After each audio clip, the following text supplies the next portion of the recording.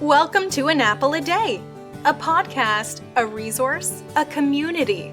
Share your experiences and learn from others as we overcome barriers and learn to live a happy, healthy life with a disability.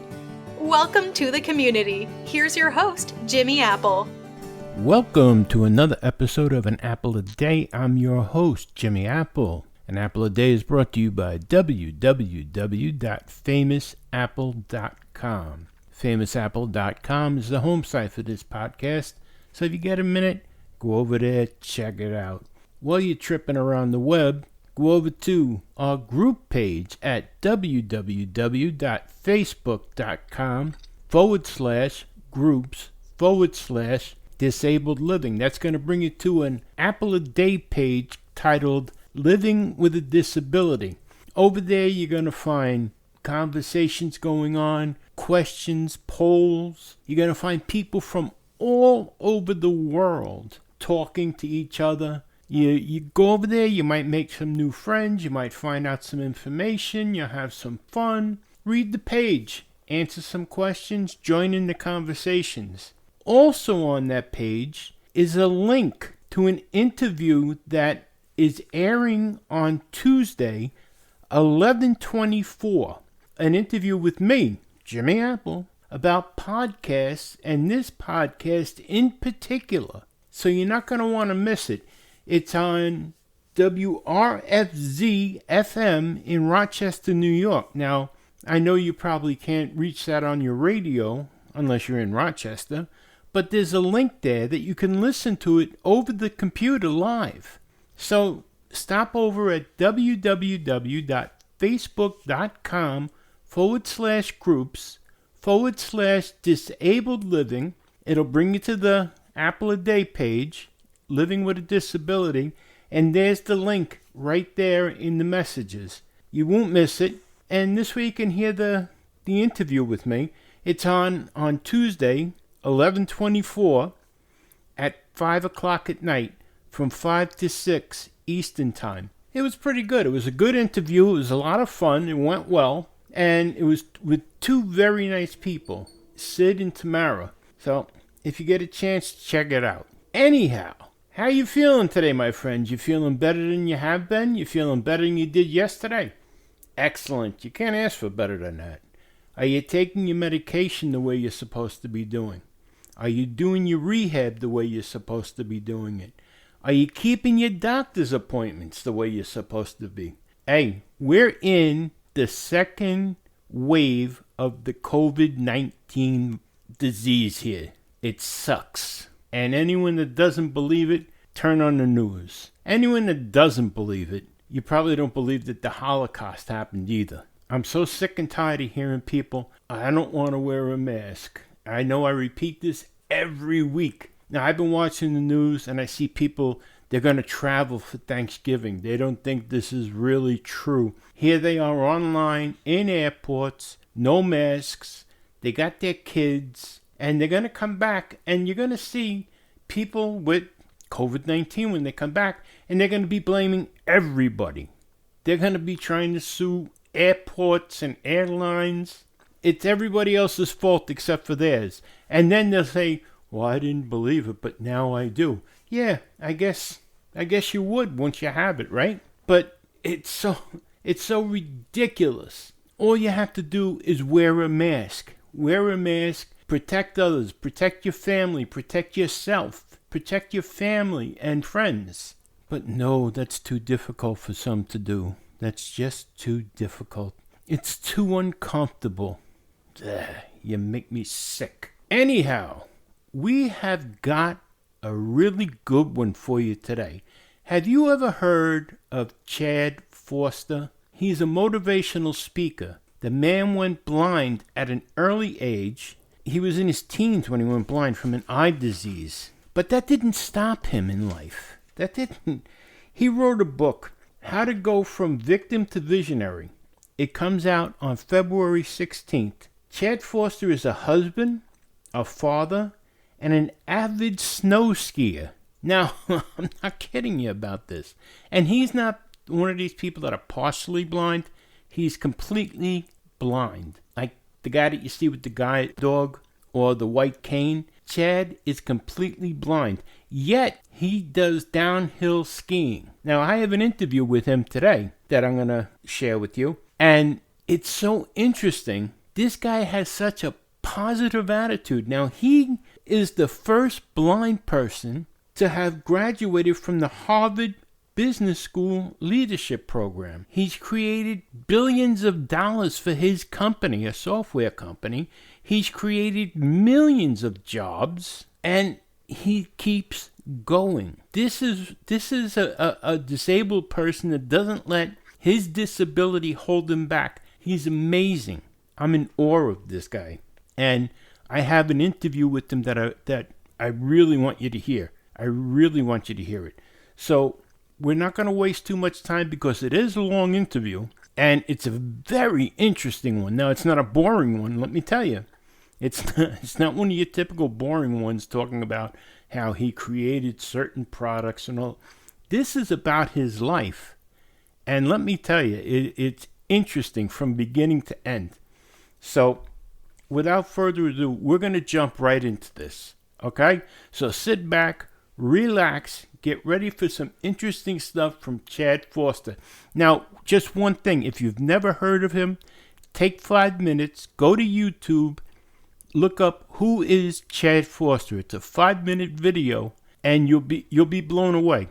You'll be absolutely blown away by who this guy is. All right? So let's get started here.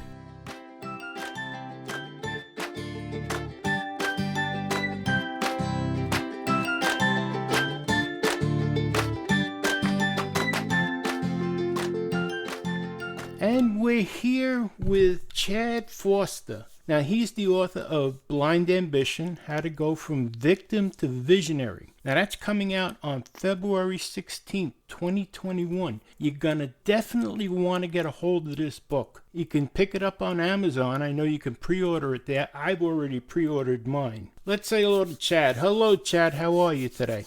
I'm doing phenomenally well. Thank you for having me on the show. Thank you for being here. I really appreciate it. I know you're a busy man. I just want to say this. This is what I know about you. What I know about you. Besides being a blind man who's made ways in the business world, you're a husband, you're a father. Now, how many kids do you have, Chad? 2 children. My daughter just turned 12 and my son is 4. Wow, great. And you're an avid snow skier. Now, as everybody knows, Chad is blind, and he's an avid snow skier. He's a downhill avid snow skier. Chad, how did you get started with the snow skiing? I just have to ask that right off the bat. Sure. So a friend of mine contacted me. This was about 6 years ago, first time that I went skiing. And a friend of mine contacted me, and he goes with some friends to Colorado about every year. And he had just started going with them, and my friend had been skiing for a little while. And one of his business partners who goes out there with him said, we've got these services that, ski guides who guide people without eyesight and people with other impairments down the mountain. So regardless of their physical impairment, they make accommodations. Could be people who've lost eyesight or lost motor skills or any number of different things. And so my friend calls me and says, hey, I'm going to Aspen to go skiing. Do you want to go? And I said, well, my first reaction was, have you lost your mind? Are you aware that I can't see? He said, yeah, no, they actually have services, though. They can teach you how to ski and they can give you directions. And me being somebody who likes to really stay curious before I jump to conclusions, I did a little bit of research online and found out that it was actually something that, although it sounded really ridiculous, knowingly and willingly hurtling myself down the side of a mountain, not being able to see, there are actually things that we can do to make it safer, safer than one would think. And I clearly didn't start off on a double black diamond. Started off just getting used to the idea of what I was doing and getting the skis on and getting on and off the lift and getting down some of the greens and blues. But that first year was definitely an experience for me because it sort of taught me that there are things out there kind of waiting on us to take advantage of them, whether or not we know about them. And it's really important, I think, to stay curious and to stay open-minded about things. That opportunity presented itself, and I'll tell you, skiing is probably one of the most thrilling, no, it's not probably, it is the most thrilling experience that I've had in my life since losing my eyesight. Because I was a very active person. I played sports before I lost my eyesight. I drove a car. I was always very active. And, with no eyesight, you're always tethered either to a cane or to a dog. I use a guide dog or somebody guiding you. And on the mountain, you're not tethered to anything. You're free. And so it's one of the most amazing feelings in the world. I'm really glad that I took advantage of that opportunity. Can I ask you something? And Sure. now, as a being disabled, taking a risk, like I know as a disabled person, sometimes I take a risk that I don't consider it a risk, but my wife does, and she'll try to talk me out of it.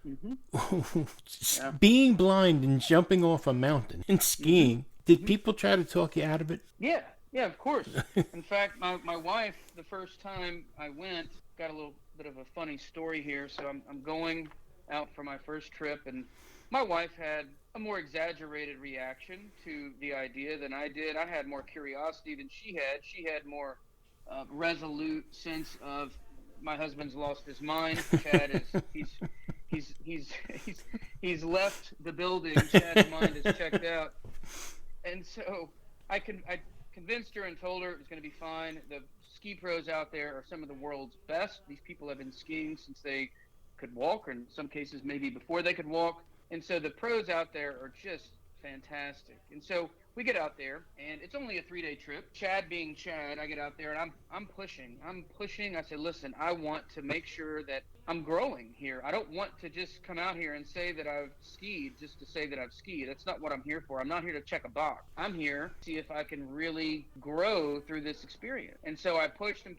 we made it towards the end of the last day, and I was telling the ski guide, look, if I don't have at least, one major yard sale is the term they use for a major wreck, then I know that I've not pushed it hard enough. Because if you're not flirting with the edge of control, and in some cases losing the edge of control, then I don't think that you're growing. Now, that doesn't mean that we need to be reckless or negligent, but it does mean that we need to push ourselves outside of our comfort zones. And so this last day, I kept saying that. Well, at about 1 p.m. that day, I ended up having a really big yard sale, as it were.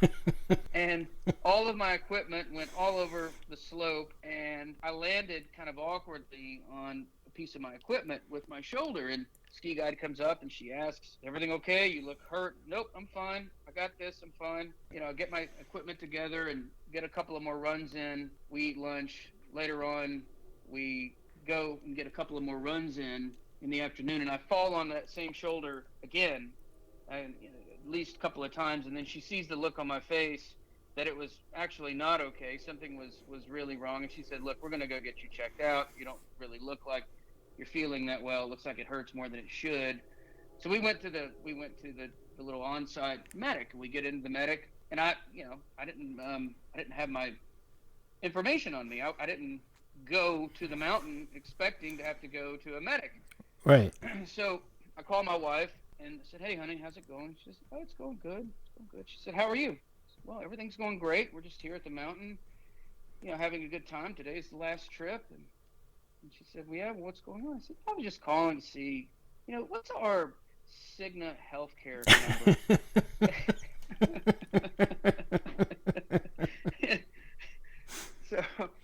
So the reaction, right? You can already sense the reaction. Oh, yeah. She came unglued a little bit. That's a thing, to come unglued a little bit. Actually, she came completely unglued. And I ended up getting, an earful from her, and then some x-rays, and found out that I'd separated my shoulder, which wasn't the worst thing in the world. I've had worse than that. But and that's the only time that I've really ever had any injury from skiing, and that was in 2014. I've been going ever since, and I've skied obviously way more treacherous terrain since then. But the reality of it is something can happen. But I've gotten hurt not skiing. I've gotten hurt. My dad one time, not too long ago, maybe 4 or 5 years ago, said, you know what, son, you don't need to leave. You don't need to take the dog to the gym. We were going to the gym, and we were going to work out together, my dad and I. And I said, you know what? Okay, that's fine. I'll leave the dog at home because that'll spare you a little bit of hair in your car. I get it, no problem. So we go to the gym. Everything's fine. And as we're leaving, my dad, with the best intentions, unwittingly walks me into the side of a wall and splits my head wide open. So I have to go to the hospital to get stitched up from walking out of the gym. So you know what? Stuff can happen no matter what we're doing in life. It could be something as benign as going to the gym, or it could be something as fun as skiing down the mountain. So if I can get hurt either way, I may as well have some fun along the way. Exactly. Wow. Now, also on your resume, I see you were the first blind person to graduate from Harvard Business School, the leadership program. Is that correct? Yeah. Yeah, that's right. I went to the program for leadership development there back in 2015, 2016. My company sponsored me to participate in that as a reward for the success that we had collectively with my work on winning new business. I had helped bring in with pricing and deal strategy was my area of expertise, and so I helped us reel in a lot of money, billions of dollars in contracts, and so they wanted to reward me, and they asked what they could do for me, and for some reason I said send me to Harvard, and for some stranger reason they said okay. Wow. I mean, you take life by the horns. You're doing things that other people that are able-bodied would be afraid to do. And you're taking it by the horns, and you're just grabbing it, and you're grabbing with both hands. I mean, Yeah. the skiing, going off to Harvard, that's amazing. And then your work with Red Hat, you're creating billions of dollars, you're creating thousands of jobs, and you're disabled. Where other people would lay back and say, I'm disabled, I can't do anything. You're doing just the opposite. I think that's so fantastic. So fantastic. Now, I was reading on one of the sites that you have stories that you can tell yourself about the circumstances and how this can either limit you or propel you forward. That's right. And what do you mean by that? Well, we all have this voice in our mind that plays. And this narrator that we have in our minds can be a very liberating and empowering voice, or it can be a very restrictive voice. And at the end of our lives, all of us will become the stories that we tell ourselves. So if you're telling yourself a story of poor me, and I'm a victim of circumstance, then that's who you're going to be. But if you're telling yourself a story of I'm a visionary, and I'm going to take my situation, and regardless of what life presents me, regardless of what circumstances befall me, I'm going to take that situation, for me it's blindness, and I'm going to make it look good. And it's a very empowering thing. So for me personally, what I decided, Jimmy, I decided that my story for me is that I went blind because I'm one of the very few people on this planet with the strength and the toughness to overcome that and use it as a tool and a platform to reach and inspire other people. I went blind because I could make it look good and help other people with it. And that story took my obstacle, my blindness, and turned it into an opportunity. And it also turns it into an advantage. And what I mean by that is when I say that my biggest struggle, my blindness, my biggest perceived flaw happened to me because I am strong enough to deal with it, I've all of a sudden reframed my thinking of poor me, I'm blind, to I'm a strong person. And once you start reframing your perception of the world around you, it really becomes this self-fulfilling mindset that creates all this momentum in your life to where you start to realize it affects not only the way that you think, so you're consciously using your awareness to tell yourself better stories, so you start thinking more productively. You start using words that are more positive, and then all of a sudden your actions and your behaviors follow suit. You can essentially see the connection between the words that we have playing in our minds on this reel and the reality around us. it literally changes the world around us. Once you get the positive stories going on in your mind, because if you're telling yourself a story of a victim, then you'll just stay trapped. But if you're telling yourself a story of a visionary, then you can bounce back. But now let me ask you, when when you first suffered the you said you suffered from an eye disease and you ended up going blind. You weren't so positive in the beginning, were you? No, no, I The, was not. So I didn't pop out the other side like this. Obviously, there was a journey, right? It took a couple of years, and there were some really tough times in there. There were some dark times in there. I I, had to struggle with who I wanted to be when I grew up. You know, we ask kids all the time, "What do you want to be when you grow up?" And none of them said they want to be a blind guy. You know, right, right, that's never exactly. on the list. So I had to reconcile that. I had to figure out how to bridge between the vision that I had for myself growing up and the basket of circumstances placed in front of me. And the gap between reality and our expectations, that's where sadness kicks in. That's where, a lot of people get stuck in that gap there. And it's natural to be disappointed, it's natural to be sad, it's natural to question that and to say, as I did, why me? And I said, why me, as loudly and as fervently as anybody could say that. I was very bitter. I was very angry. I And can imagine. I became very sad. And then I realized, you know what? I was 20 something years old, 19, 20, 21, 22, depending on what phase of the blindness you're talking about. And then all of a sudden, I had an experience, and I'll talk about that experience here in a moment. But after that experience, I kept asking why me, but my tone shifted. And instead of it being the victim tone of why me, this isn't fair, it was an inquisitive tone of why me? Why did this happen to me? And I started exploring that with more of an open mind, more of a curious mind, so that I could fill in the blanks as to why something like that would happen to me. And that's when I came up with my alternative stories that I just mentioned before about, what had happened to you, Chad, because you can deal with it. You can overcome it and you can help people with it. So, So go ahead. go ahead. No, go ahead. I was going to say, was it like an epiphany that it just turned Yeah, you and around? So I did sort of have an epiphany. The experience that I mentioned a few moments ago happened to me when I went to Leader Dogs to the Blind to get my first guide dog. And when I arrived on campus in Michigan to get my first guide dog, I really had a terrible attitude. And I did feel like a victim. And while I was there, I met people and lived with people incredibly brave. Some people were facing multiple disabilities. Some people had mental impairments and they were blind, and some people were on dialysis because they had diabetes that also robbed them of their eyesight. And then there were these girls there who were deaf and blind, Wow.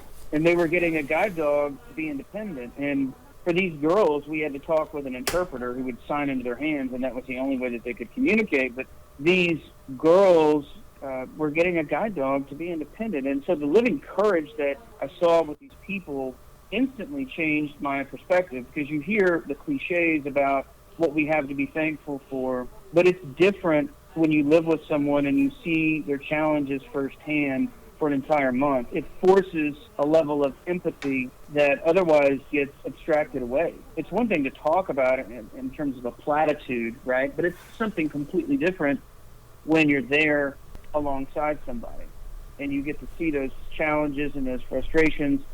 And that experience for me taught me that life really is, it's not about what you don't have or what you lack. It's really about the gratitude for what you do have. And I learned there that my happiness and my success in life aren't really, happiness is not a feeling and it's not an emotion. You either choose to be happy every day and be thankful for what you have, or you don't. Everybody can find a reason to be dissatisfied with their situation. I can find a million reasons to be dissatisfied. You can take somebody who has what would seem to be all the health and wealth, prosperity, family, friends, whatever, and these people, not all of them are happy. Many of them are depressed. This It's is because true. they're waiting. Yeah, and they're waiting on something external to make them happy, whatever that something external is.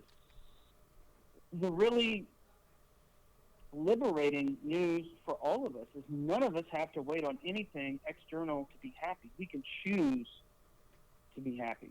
And that really starts with anchoring ourselves towards gratitude. Gratitude for what we have, and gratitude for the many blessings in our lives. At home with my kids, we have a gratitude exercise every night, because I really believe that if we do this every night, where we consciously go through what we're thankful for that day, eventually it's like muscle memory. It becomes something subconscious that by the time my children are grown, hopefully they just inherently think about what there is in life to be appreciative for. And so I think it's very important to draw the linkage to what we are thankful for and how it can really give us that solid foundation of happiness. And that sort of leads into my philosophy on success, which, I think is it's not an event, or it's not a destination. It's a mindset. It's a journey. And, it's not like you arrive and somebody says, "Oh, I'm successful." Are you? Did you just stop? I mean, are you done? Is that what it is? Is that how it works when you get to a point? I don't think you really reach that. I think it's more of a state of being, like happiness. Like, you can't be any happier. You can't be any more fulfilled or successful. And everybody defines success differently. When I say that, I'm not talking about money. When I say happiness, I'm not talking about pure joy. There's different ingredients to success and happiness. Happiness could include money.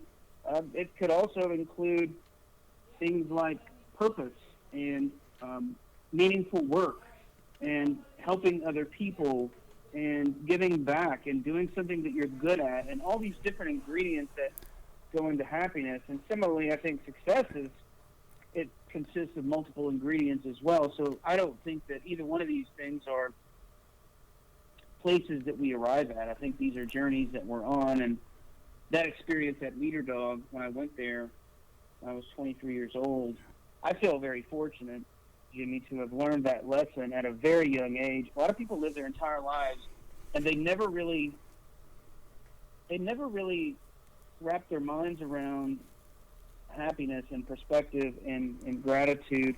And I had to pay a very heavy price to learn that lesson, but I'm eternally thankful for it, because it's completely shifted my outlook on life and changed the trajectory of my life. Well, I think in your case, and in a lot of other people's cases, they open themselves up to it. A lot of people don't open themselves up to it. Some people are more happy to wallow in their problems, I guess is a good word. And that leads me to another question that I have for you. What advice would you give to people who find themselves disabled later on in life? You get people that go to work and all of a sudden, they have a good job and they're taking care of their family, and all of a sudden they find themselves, they got hurt, they're disabled, now they're on disability. They're not making the money they were making anymore. Now they have to take care of their family, they have to put their kids through college, they have to put food on the table, they have to pay the mortgage, pay the car payments. What that does to your mind is incredible. What advice would you give them for handling something like that? I think it's about how you choose to look at the situation. So you could look at it as a terrible event, and certainly I'm sure it has some disadvantages, but it may offer some advantages as well. And what I mean by that is maybe that event could be something that happened in order to put them on a different trajectory for their lives and for their career. And maybe there's an opportunity waiting out there for them to take that opportunity.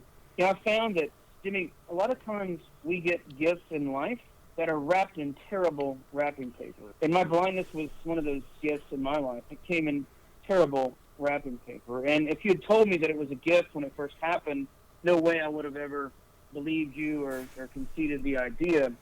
But I have no doubt in my mind that my blindness for me has been a gift. And I would even say that I'm not successful in spite of being blind. I think I'm successful because of my blindness. It forced me to reevaluate my perspective, my focus, my effort, my determination, and it's put me on a path that I'm on today. And so for these people who are forced into new situations, really understand what what is that telling you? How could you take that situation? Maybe they're on disability, and maybe they were doing some physical activity before, in a factory or something along those lines, and that's no longer possible. What can they do? Reevaluate what they can do, not based on their current exact situation. For me, I had to go to school. I had to relearn how to learn. I was blind, and I was a visual learner. I had to relearn how to learn, and the internet wasn't really that pervasive, and electronic books weren't available back then. So I had to relearn how to learn. Had to graduate college, and then look for a job after that. And so it wasn't like I immediately had this plan that, oh yeah, well, now that I went blind, I'm just going to do X, Y, and Z. I had no clue what I was going to do. So instead, I was in the medical major. I wanted to go into the medical field. I ended up getting a medical withdrawal from that major and from my classes because I was taking anatomy and physiology, and I don't mind to feel things, but feeling a dead body's organs was not on my list of must-haves. So I said, you know what, I'm good. I'm going to tap out of this. I'm going to look for Plan B. And for me, Plan B was business administration, not because I thought I was going to be some great business guy. It's because I needed something that was flexible, because I didn't know what I wanted to do. I wasn't even sure what I could do. And so I needed something that would allow me to pivot in any number of directions based upon what I've learned about my condition and what was possible. And so I would say the optionality that I gave myself really helped me a lot, and so I could evaluate multiple options as I graduated from college. But, don't look at, and this is sort of the overarching theme, it's terrible when this stuff happens. I'm not going to pretend that it's great. I'm not going to pretend that it's ideal. But there are things that can benefit from it. And if people are telling themselves stories that there's no benefit from this, then they're not being honest with you. We have to be honest with you. I agree. And that means, and it's like, look, my situation, I went blind when I was 20 years old. Hey, I had my cognitive faculties. I didn't have any mental impairment. I went blind at the dawn of the information age. The internet was lifting off and paving the way for a services-based economy that would start booming. Pretty soon I would be able to do all these different things on this thing called a computer and a smartphone and a smartwatch. And, I didn't ask to be born at the dawn of the information age. I didn't ask to be born in the United States, the wealthiest nation on earth with all of this opportunity. I didn't ask to be born in a family who could help me come up in a stable environment. All those things are gifts. I could have just as easily been born, in the 1400s in a medieval plantation where I was expected to do manual labor, not being able to see. So being honest about what we have and the opportunities that are in front of us, I think is important. Both, being honest and acknowledging, situation is not ideal, but it can be worse. There are things that are worse. What's interesting, a lot of people, I'm not sure if you follow history. I love reading about history, and I don't know if you've looked at the Japanese samurai as an example. The Japanese samurai, one of the things that they would do almost incessantly is imagine death. And not to be morbid, but to confront the reality of what could happen. And thinking about how worse off things could be really took the anxiety out of the air for them when they were in combat and allowed them to manage the stress. And so I think for all of us, we can look at our situations and go, yeah, it could be better, and yeah, it could be a lot worse. All right, now let me look at what's inside of the things I can control and start working on some of those things that I can control. For me, it was relearning how to learn and getting an education and learning how to use a computer and eventually learning how to write software. And then, even still yet, learning how to write a book and give a speech and all those things. But it has to tie to our vision of greatness for ourselves. How can we make our current situation look good?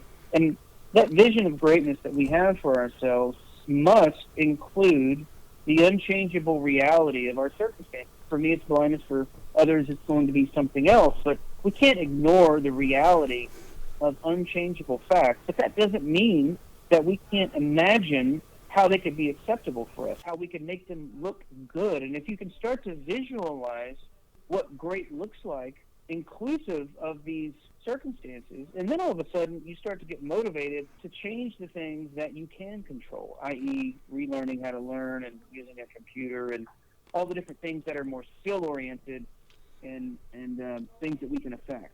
You're absolutely right. Absolutely right. Well, one of the things I usually close out the podcast with is things can always be worse. Because right now, there's someone somewhere wishing they were in your position. So things can always be worse. So never think that you've hit rock bottom. There's always room to fall further. So you're not at the bottom. You're still on your feet, no matter what. No matter what. And no one ever went blind by looking at something from the bright side. So, I'm sorry, I didn't mean to say that, but no one ever went, you know what I'm saying? There's always a bright side to everything.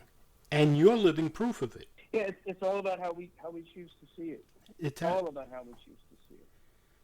But and Jimmy, I'm having some audio problems here. I don't know if you are, but I'm having some audio problems hearing you. I'm starting to get it on this end too. I don't know what it is, whether it's our line or not.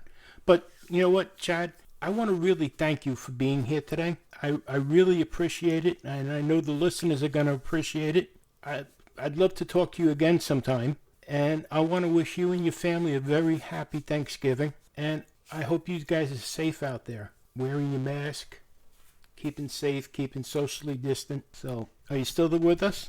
All right, that was Chad Foster, everybody.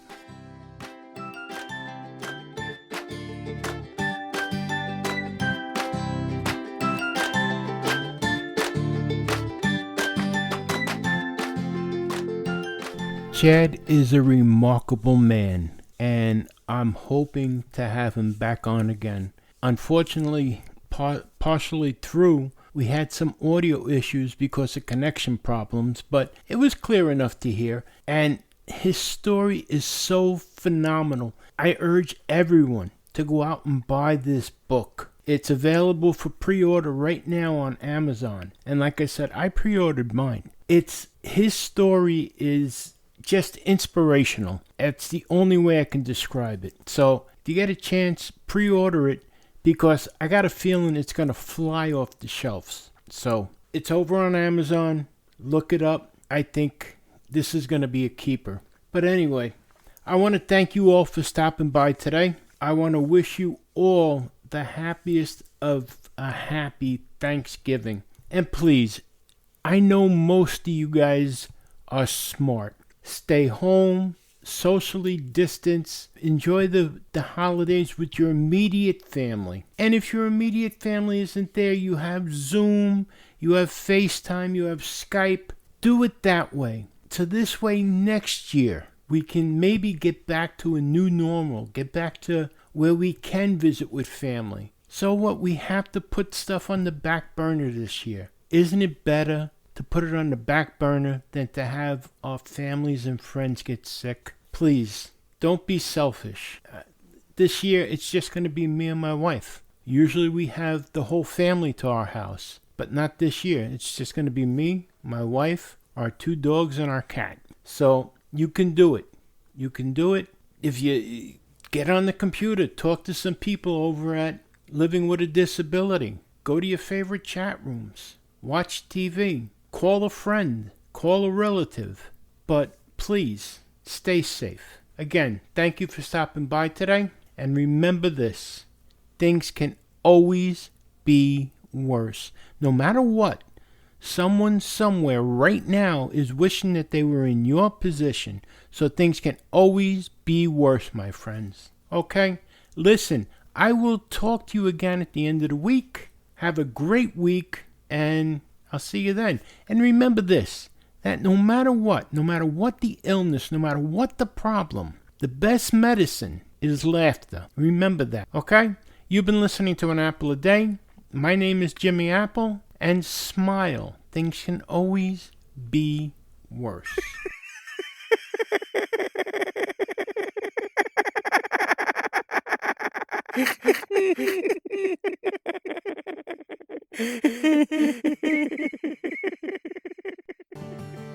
Thanks for listening to An Apple a Day with Jimmy Apple, your gateway to a happy, healthy life. Join our community at www.famousapple.com. See you next time.